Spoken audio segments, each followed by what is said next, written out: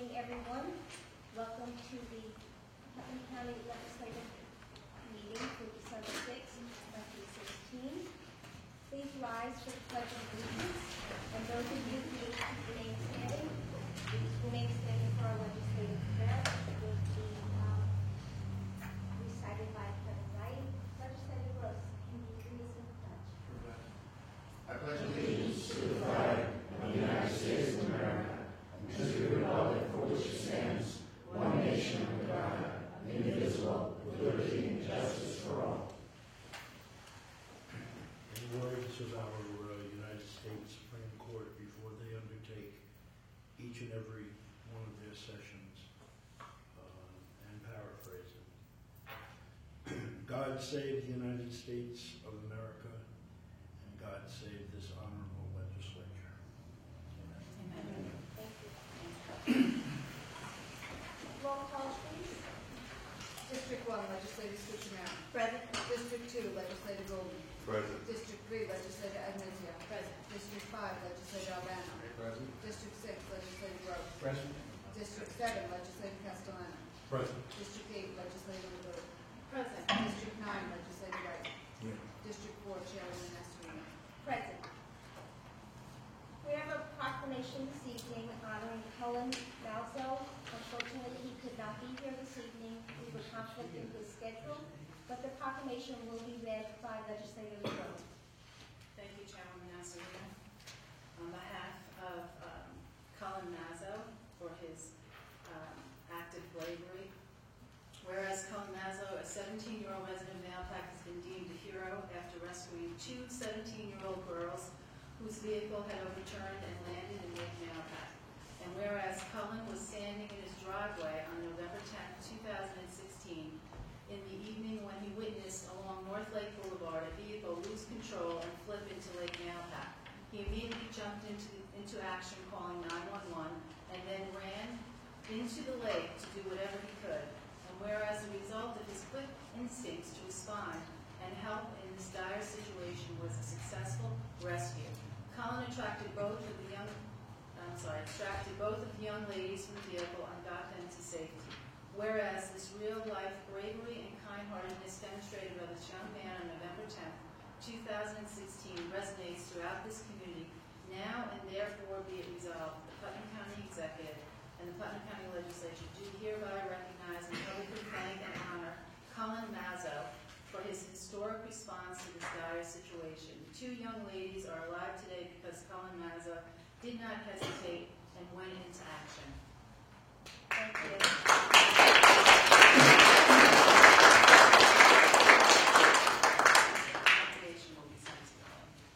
Thank you, Legislator LeBron. Moving on to our approval of minutes. Regular meeting, September 6th. Special meeting to adopt the budget, October 27th, and the regular meeting, November 1st, respectively. Item number 5.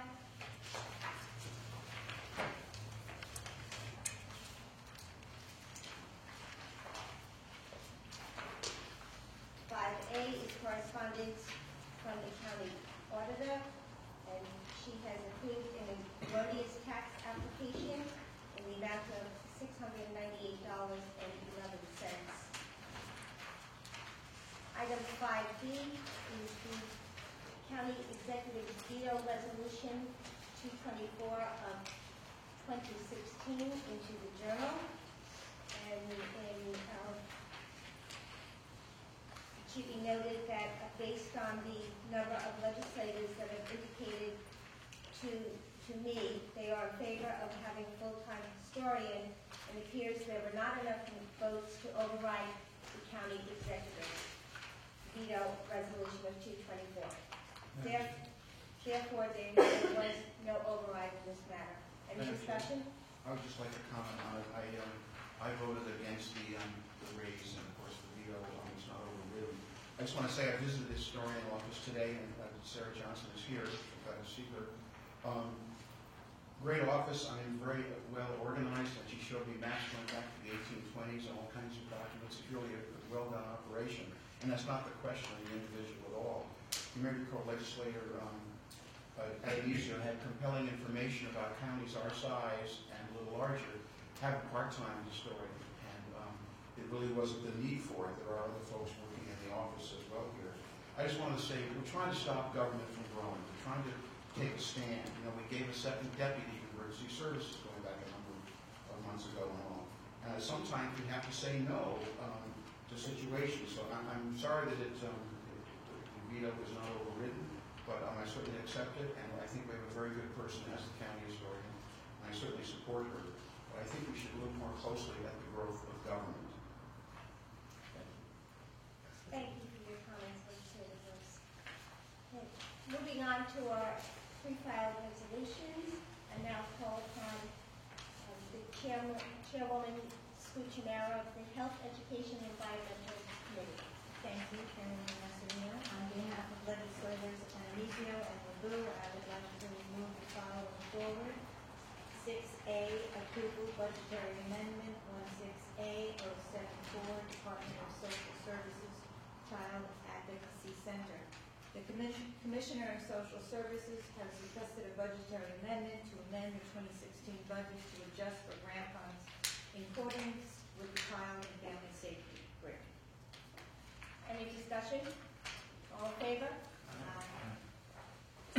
Next one is 6B, approval budgetary amendment 16A 078, Health Department early intervention and pre-K mandated costs. According to the Acting Commissioner of Health, he has requested a budgetary amendment to account for increased early intervention and pre-K mandated costs. Any discussion? All in favor? 6C, approval authorizing the filing of an application for state assistance from the Household Hazardous Waste HHW State Assistance Program and signing of the associated state master grant contract. Any discussion? All in favor? Thank you.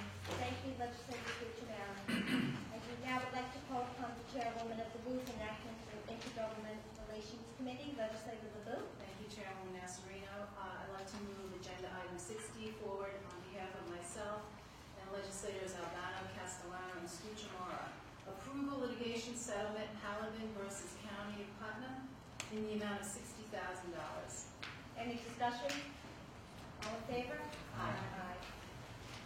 Agenda item 6E, local law amending the Putnam County Code by adding a new chapter, 115, entitled, quote, animal protection, close quote.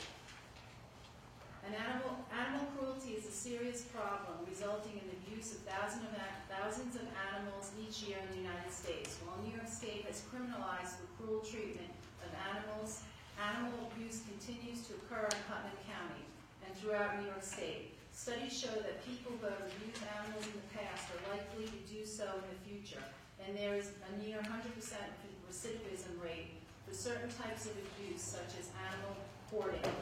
Furthermore, individuals who abuse animals are statistically more likely to commit violent acts against humans, and there is a strong correlation that has been established linking individuals who abuse animals with incidents of domestic violence. The Putnam County Legislature finds that it is in the best interest of Putnam County residents to establish an online registry identifying individuals residing in Putnam County that have been convicted of an animal abuse crime, and prevent these individuals convicted of animal cruelty from adopting, purchasing, or otherwise obtaining animals from any animal shelter, pet seller, or other person or entity involved in the exchange of animals by adoption, sale, or other means. And I'd like to say that I wanted to bring this forward. This had been languishing in committee for 2 years, but I felt that it was so important that it came forward. And I also want to recognize legislator Goulman, who brought this forward 2 years ago in committee. And so I'm happy to report that this evening that all of us are collectively in favor of this new law. So thank you to my colleagues.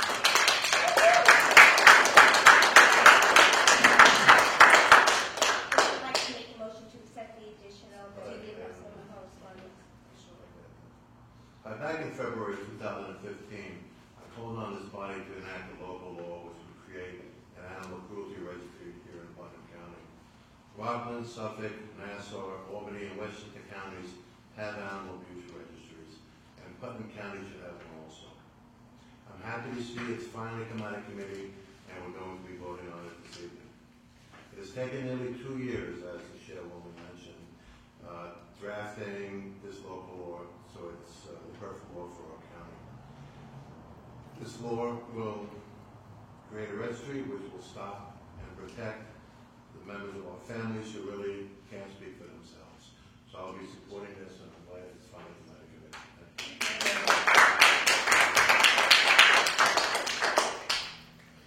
I too am very proud of the work we have done on behalf of the innocent animals and the protection of animals. So we worked very hard. We vetted this for 2 years.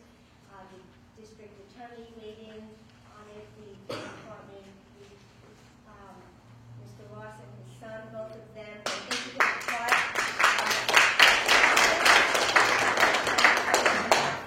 for the work that they do and the work that they will continue to do to protect animals. It's really, I just commend you and really appreciate the work that you do.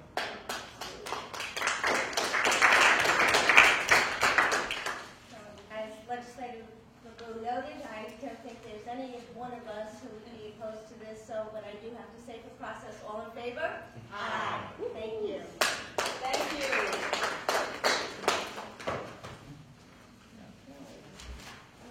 Moving on, I would like to recognize Legislator Albano as the chairman of the Physical Services Committee. Thank you, Chairwoman Nasarino. On behalf of myself and legislators Castellano and Stucci-Mara, that includes 6F, approval of the budgetary transfer 16T337, Planning Department vehicle purchase. Any discussion? Any discussion? All in favor? Aye. 6G, approval fund transfer 16T341, highways and facilities overtime, moving from temporary to the overtime line, 17,000. Any discussion? All in favor? 6H, approval amendment to lease agreement Butterfield Realty LLC, Cold Springs Senior Center. Any discussion? All in favor? 6I, approval adoption of the secret negative declaration, approval lease agreement, approval of land use exemption for facility, cell tower, current building location 29 along the road, Bruce, New York. Any discussion? Through the chair. Yes. I will be abstaining from this evening. I brought up some questions at committee that I feel have not been addressed. I sent a letter to the administration asking for a copy of the comprehensive plan regarding the data showing the necessity of these cell towers, and unfortunately my letter was never responded to. And also, I have issues with the SECRA that we're voting in favor of this evening. It's the way it's stated right now. It's an unlisted action. I believe it should be a type 1 action requiring a long-form environmental review. The trigger that would make it a type 1 action is the height of the pole, and anything over 100 feet is type 1 according to SECRA, and the monopole is 180 feet. So I'm concerned about subjecting the county to possible Article 78 proceedings, so I will be abstaining this evening. Thank you. Okay, thank you. Any other discussion? Okay. Move for a roll call. Oh, I'm sorry. Legislator Wright? In the absence of what was requested months ago, the comprehensive plan, I too would abstain. I think we should have that document prior to the approval process. Thank you. Legislator Gross? I would just comment, this cell phone is on county property, it's right next to 84. It's not a residential area like I was thinking Patterson would put a cell phone tower in. It has to be at high, excuse me, so line of sight communications can go forward. I mean, it's necessary. As we talked about, there are dead spots in the county where EMS personnel cannot hear police and so forth or what's going on. So this is really an advantageous item, and it is high. It doesn't need a light on it because there's not an airport nearby. It's not 200 feet. If it was 200 feet, we'd have to have a light on it. But it's very important for communications, and it's in a very good location if you have to have a cell tower. So I'm certainly glad it's going forward, and just want to say that. Thanks. Thank you, I agree with your comments, and, you know, as in Patterson, there's a north is erecting a 180-foot monopole in the middle of a residential neighborhood. While we recognize the value needed to have communications, we do have to understand it's a double-edged sword. Nobody wants a cell tower near them, but it is necessary for our emergency responders to be able to communicate. We're not that far away from New York City. We're not immune to any disaster or anything occurring that might have an adverse effect on our first responders doing the job that they need to do. Legislator Albano. Yeah, with our homeland security, the federal government recognizes this, the state recognizes it, and that's why the money is available. It's imperative that we have quality communications in the county, and so I wouldn't want to see this get delayed. It's one step in the right direction. There's more to be done. As far as the location, it's pretty much a commercial location, so it seems to make sense. There's no perfect area for cell tower. So this is one of the sites that I feel very comfortable with. So, and it's probably our most important site from what I understand. So I'm glad to see it move forward. Move for a roll call, the other comments? Legislator Admizio. Yes. Legislator Albano. Yes. Legislator Castellano. Yes. Legislator Gould. Yes. Legislator Gross. Yes. Legislator LeBeau. Abstain. Legislator Scucciamaro. Yes. Legislator Ray. Chairwoman Nasreen. Yes. Motion carries. Thank you. 6J, approval adoption of secret negative declaration, approval lease agreement, approval land use exemption for the facility, cell tower, Bureau of Emergency Services, location 112, Route 6, Carmel, New York. Pretty much the same. Pretty much the same, but a different location for the same reasons stipulated. Any comments?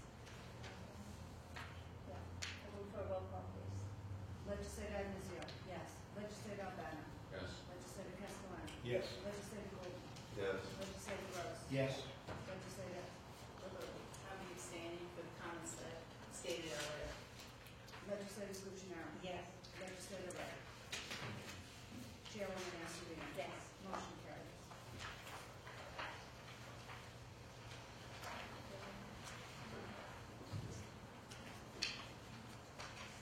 K, approval 2016 congestion mitigation air quality, CMAQ, program proposal for project funding. This is the second to catch up on. Thank you. I got it. Thanks. These are projects that were submitted and were submitted and accepted the overall applications. And now they're asking for additional information to go to the next step.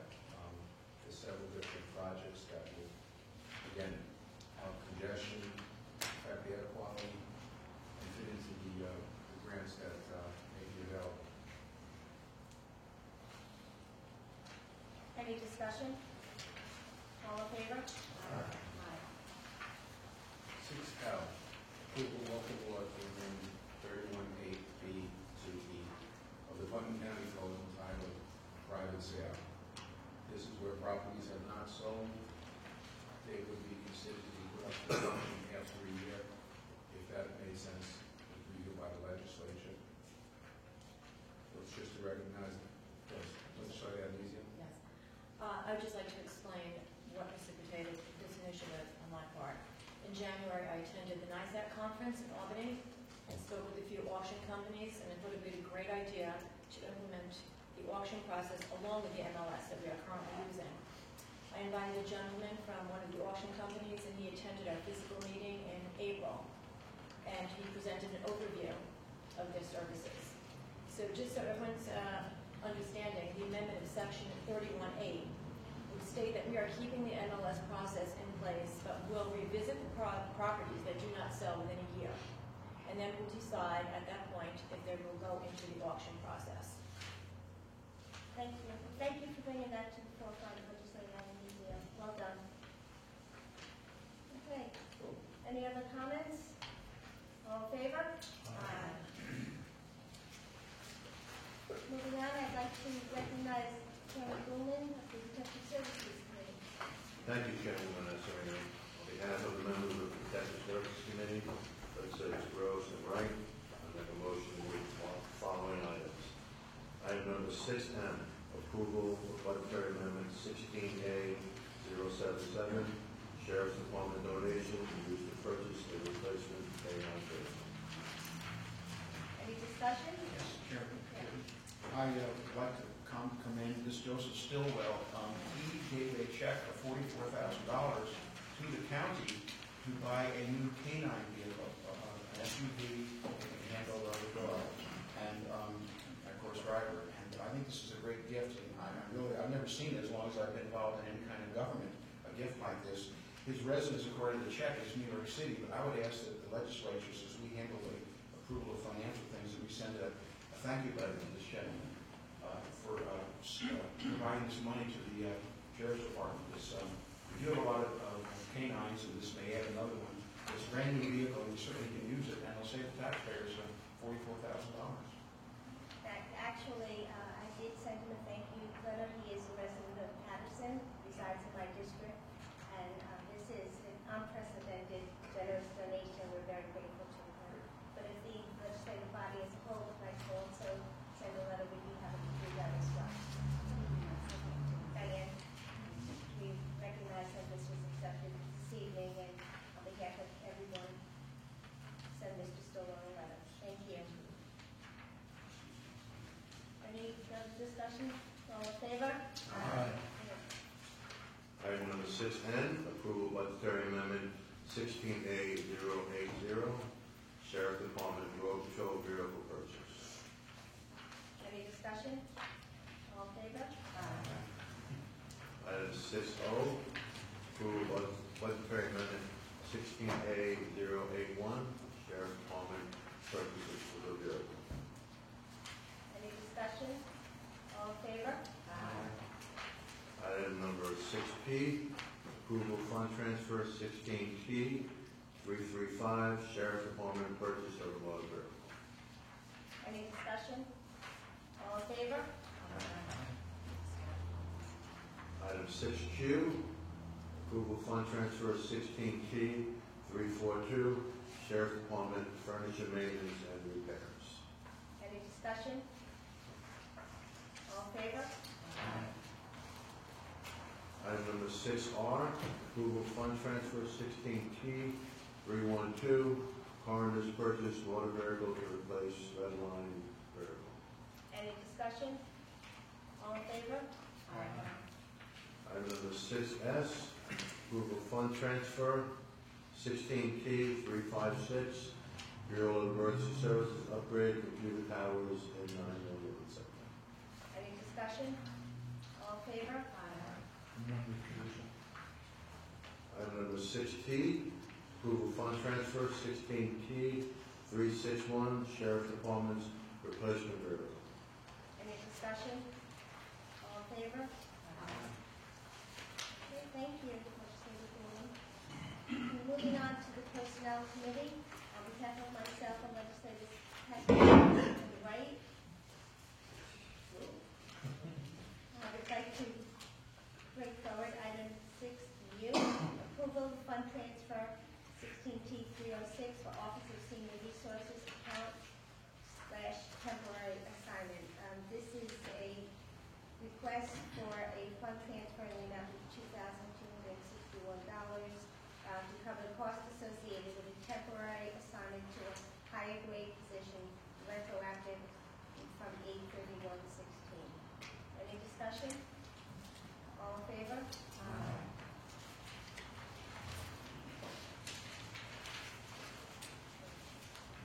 Item 6B is approval for fund transfer for the Board of Elections to cover costs associated with Election Day, the sum of $27,000. Any discussion? All in favor? Thank you. That now would like to recognize the chairman of the Administration Committee, Legislator Castellano. Thank you, Madam Chair. I'd like to, on behalf of the Audit Administration Committee, Legislators Albano and Pullman, I'd like to bring forward the following. Item 6W is the approval of the semi-annual mortgage tax report from April 1st, 2016 through September 30th, 2016.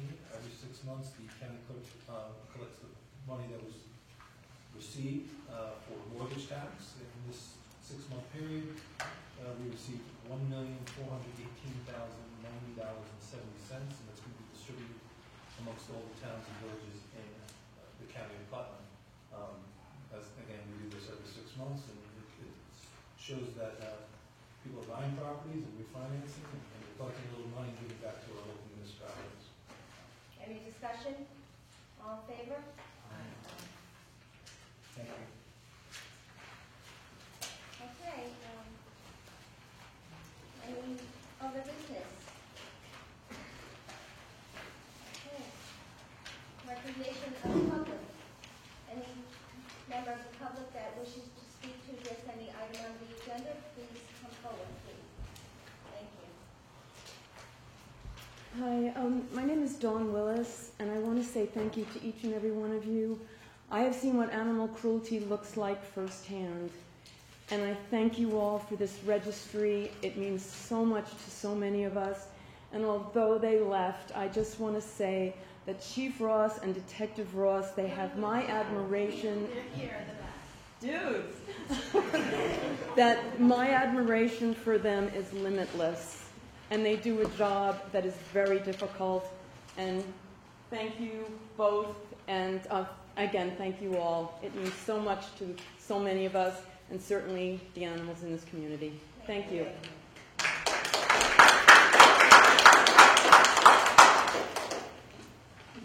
Any other comments? Yes.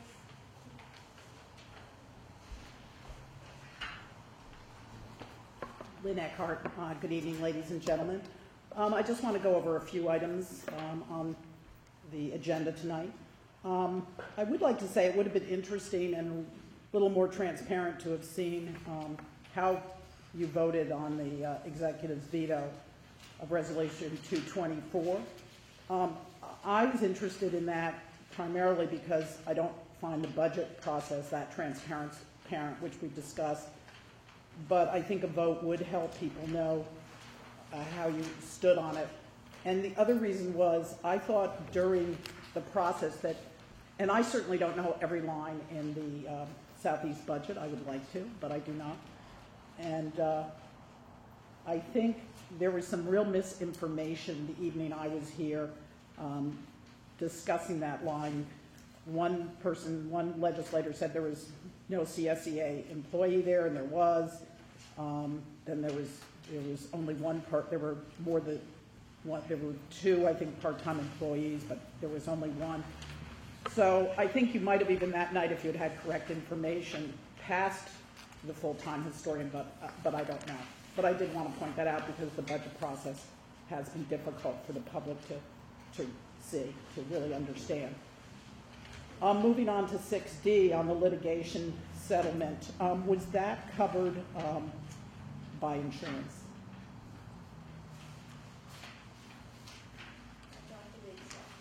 No, okay. And could you tell us briefly what the lawsuit was about? We're not at liberty to discuss. Okay. The records are public though, correct? Okay, so. Right, okay.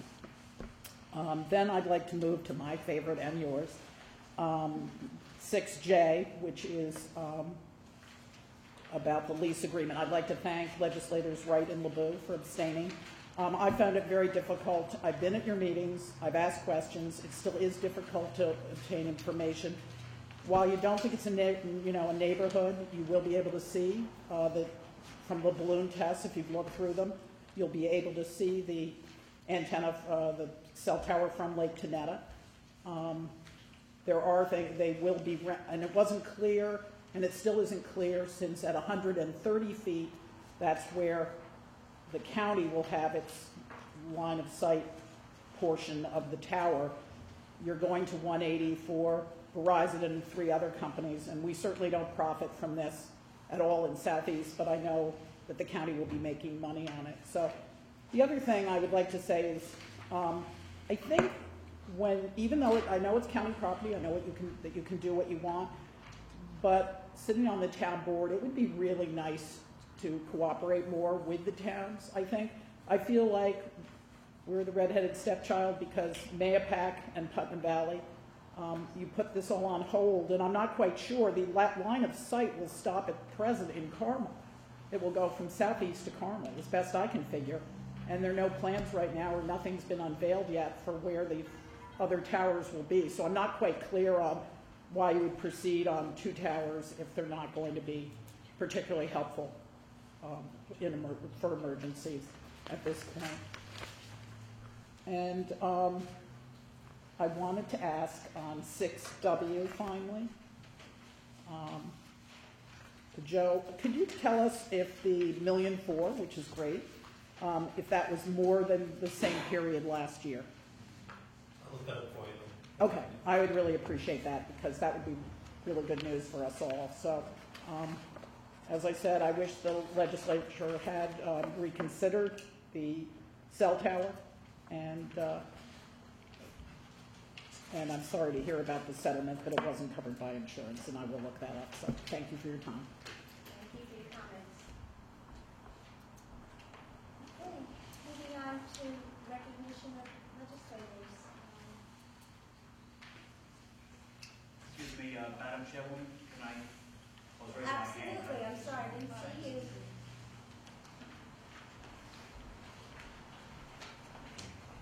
How are you? Hi, how you doing? Andrew DiStefano, Town of Patterson. While I do sit on the board of the SPCA, I'm here as a private citizen, and I'd like to thank you very much for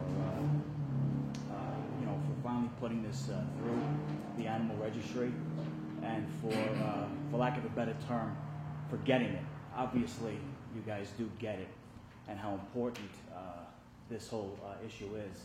And it goes, far beyond animal abuse, which is, a tremendous topic, but it goes, way beyond that. I'm studying for a PhD at the City University downtown New York, City of New York, and in advanced crime analysis. And my semester-long topic is the hypothesis is what is the relationship between animal abuse and domestic violence. I remember when I was a rookie police officer a couple of years ago, and they paired me up with an old-time officer, and they take you around. And anytime there was a call of, let's say, you investigate domestic violence, you're taught to look for different things. Well, the old-time cops would look for dog bowls, like water, food, and it was kind of funny to see it. And right away, they tell the guys, listen, bring out your dog. I want to see your dog. I love dogs. And they'd be playing with the dog and petting the dog and feeling him. And I'm like, what are you doing? And they'd say to me, kid, you got a pen? Yeah, I got a pen. Good, take notes. And I realized very quickly what he was doing was he wasn't cuddling the dog. He was checking for abuse, because if that dog is abused, the woman is abused and the kid is abused. And it's something that I learned fairly quickly. Law enforcement today, for the last 20 years, it's data-driven. Everything is empirical analysis now. I interviewed 107 women in domestic violence shelters in New York City. And I just wanted to run a couple of numbers very quickly. In one shelter, 38 women in a domestic violence shelter with dogs. It was a convenience sample. Threat of harm or actual harm by the abuser was 71%. 57% report animal actually being killed by the abuser. 18% said that it affected their decision to go into hiding in the first place. Second one was a systematic sample which was stratified. 41 domestic violence victims with pets. Threats to the pet were 48.8%. 46% reported that actual abuse of the pet, and 26% said that that affected their decision to go on the run. The last sample I did was a quota sample, and it was 107 women in one shelter, battered women, who own pets. And the abuse of the pets was reported at almost 76%. So this is really a tremendous thing that you've done tonight. It takes a lot of courage to we have a lot of laws on the books, to put one more law on the books. It takes a lot of courage, and I want to thank you for doing that. Thank you very much.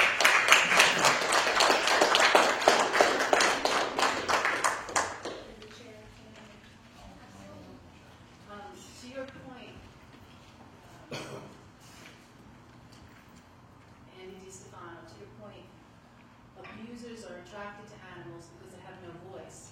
And with the adoption of this registry, the animals will have a voice.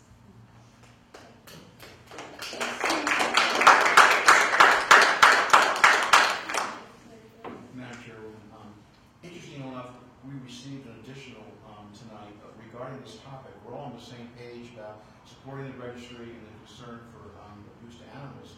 We received a letter from the Pet Industry Joint Advisory Council in Alexandria, Virginia. And they don't like the idea at all because they're worried if someone was on the list and they went into a store to purchase a pet, that the person behind the counter might be abused by the purchaser. And they thought they would be in a bad, violent situation. And they wanted to mention that someone could also buy a pet through classified ads and from a neighbor and so forth and so on. So, you know, we see we're all doing the right thing and everything's great, and then you get a letter like this. So you just never know. I thought that was kind of interesting.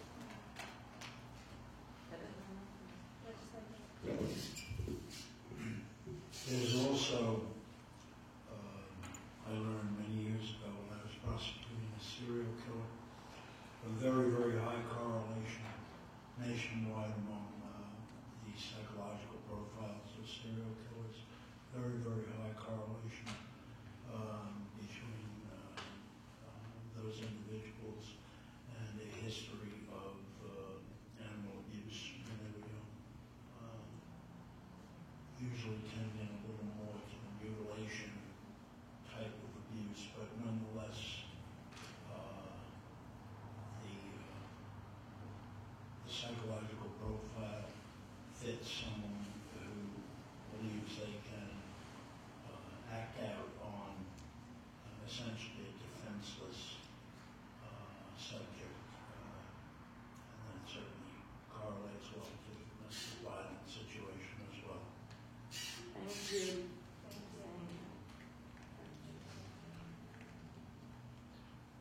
Okay, we're moving to recognition of legislators. Legislator Gross and Legislator Wright, this is your last meeting, and I want to thank you for your insight. It's been a wonderful experience working with you two gentlemen, and I've learned a lot from both of you. Thank you very much. Thank you, Bill.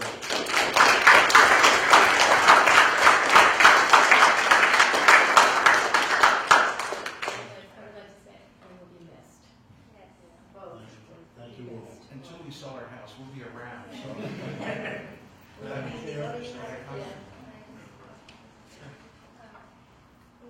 As Legislator Gorman stated, tonight is the last full meeting. We do have a year-end meeting with Legislator Gross and Legislator Wright. Both of these men have devoted themselves to public service and helping others in various capacities throughout most of their adult life. And we truly admire and respect them. They are consummate gentlemen and professionals, and without a doubt, both of them would have sailed into a landslide victory had they chose to run for another term.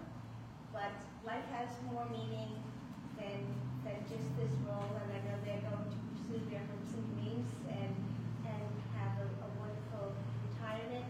But Roger and Kevin, you really set the bar high, and your careers have spanned decades, and what you have accomplished will probably be nearly impossible to follow. I don't think any of us here will have such longevity in our political careers, but you have done so much to foster great quality here in Putnam County. And I thank you, and I believe we all thank you. And I'm sure each of us wants to show our gratitude and appreciation for what you've done for the people of Putnam County. Thank you so much. Thank you.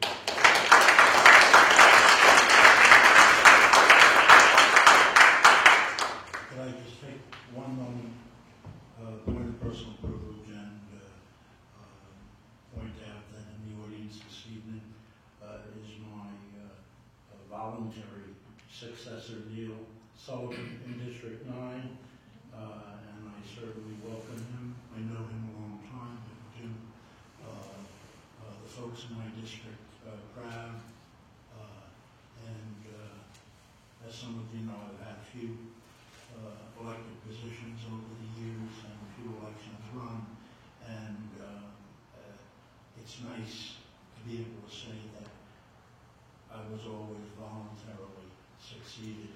So on that note, and to correct you just a little bit, everybody's replaceable. Don't buy into the difference. Thank you for all your kind words.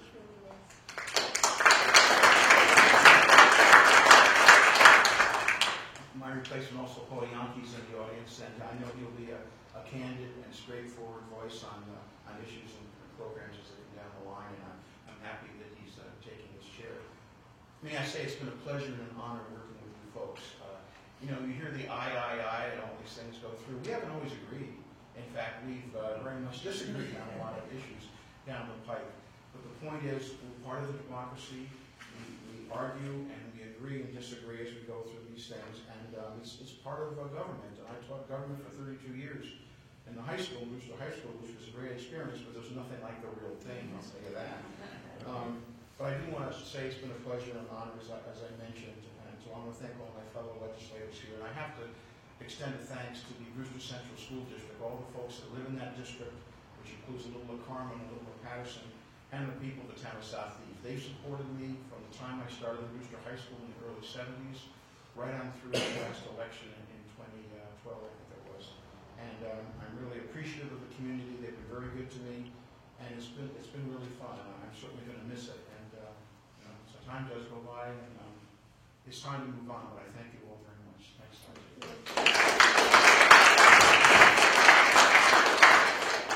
I guess I'll just add to all that. I know Kevin, between 30 and 40 years, great job, and Roger, it's been a pleasure working with you. Really enjoyed it. Very professional. Really disagree. We had a good time. Thank you.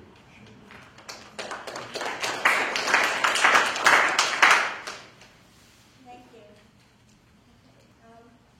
At this time, I would like to make a motion to adjourn, but I would like to adjourn in memory of Pete Calmer, who another giant in Putnam County who will be sorely missed.